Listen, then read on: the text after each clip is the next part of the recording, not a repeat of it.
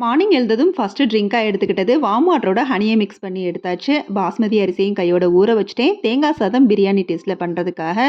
லஞ்சுக்கு தான் தேங்காய் சாதம். மார்னிங் பிரேக்ஃபாஸ்ட்டுக்கு இட்லி, கடல மாவு சாம்பார், சட்னி அரைச்சேன். தேங்காய் சாதத்துக்கு ஒரு மிக்சர் ஜாரில் தேங்காய், சின்ன வெங்காயம், பூண்டு, இஞ்சி, பச்சை மிளகாய், சோம்பு, மல்லி, மிளகு, பட்டை, கிராம்பு, அன்னாச்சிப்பூ, ஏலக்காய், முந்திரி பருப்பு, அதோட கொஞ்சமாக மஞ்சள் தூள் சேர்த்து நல்லா அரைச்சிக்கலாம். ஃபைன் பேஸ்ட்டாக அரைச்சி அதை அப்படியே பால் எடுக்க போகிறோம்.